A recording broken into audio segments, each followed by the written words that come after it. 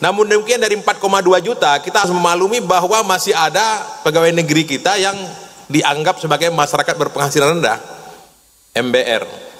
Karena apabila di bawah 7 juta, kan sekarang penerima zakat harus memaklumi bahwa masih ada.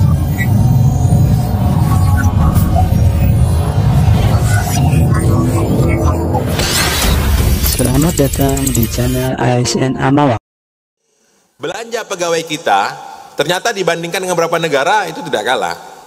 Tapi gaji pegawai negeri Indonesia itu dibandingkan dengan beberapa negara, termasuk di negara-negara Amerika Latin, itu kita masih lebih rendah. Jadi pegawai negeri tak perlu terlalu berkecil hati karena gajinya kecil, tapi belanja pegawainya cukup lumayan. Itu data jelas di pusat maupun di daerah seperti itu. Namun demikian dari 4,2 juta kita harus memaklumi bahwa masih ada pegawai negeri kita yang dianggap sebagai masyarakat berpenghasilan rendah, MBR.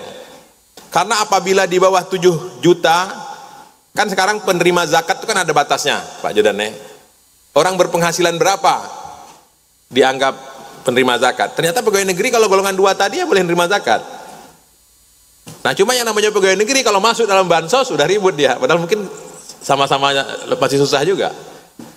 Kan indikator kemiskinan itu kan pertama penghasilannya, berapa penghasilannya, kemudian rumah, berapa meter persegi rumah yang ditempati.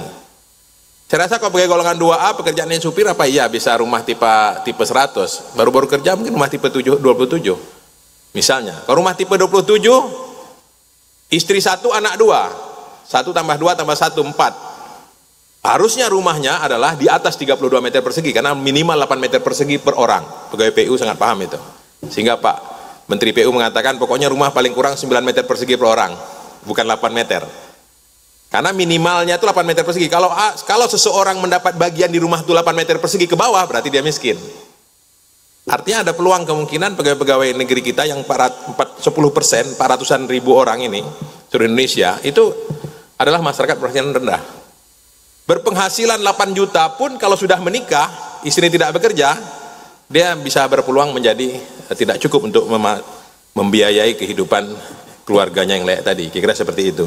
Tapi ini tidak dihitung belanja pegawai ya. Nanti kalau belanja pegawai dia punya akses ke belanja pegawai yang saya sebutkan tadi, kan belanja pegawai itu aksesnya tidak merata. Misalnya SPPD, tak semua orang dapat SPPD. Gitu. Rapat misalnya ada undangan rapat, tak semua orang ikut rapat. Kira-kira seperti itu. Nah, oleh karena itu kita harus meyakini sebagai pegawai negeri bahwa memang ini pilihan kita. Kita memilih jadi pegawai negeri, ya kita berada di kuadran 1. Kuadran 1 itu ya pekerja. Saya apabila melantik CPNS, saya selalu mengatakan apakah Anda memang sudah siap mau dilantik? Karena ada kesempatan untuk mundur. Gitu. Jangan nanti setelah bekerja 10 tahun, Anda baru bisa melunasi kredit motor roda 2 dan rumah tipe 45, temanmu yang kerja di tambang sudah pakai mobil. Anda baru terasa iri. Karena pegawai negeri seperti tadi, kenaikan gaji berkala berapa? Saya yang bekerja sudah 36 tahun, kan gaji saya naik berkala, sekarang gaji saya kan 5,9 juta. Cuma karena saya sekjen agak keren juga, tunjangan agak lumayan gitu loh. Misalnya gitu. Tapi berapa yang jadi sekjen? Berapa yang jadi sekda provinsi? Berapa yang jadi sekda kabupaten kota? Kan nggak banyak. Nah oleh karena itu kita harus yakin bahwa kita bekerja di kuadran 1, ini harus kita lakukan dan kita cintai. Karena hidup ini kan di persimpangan jalan kan selalu kita harus milih.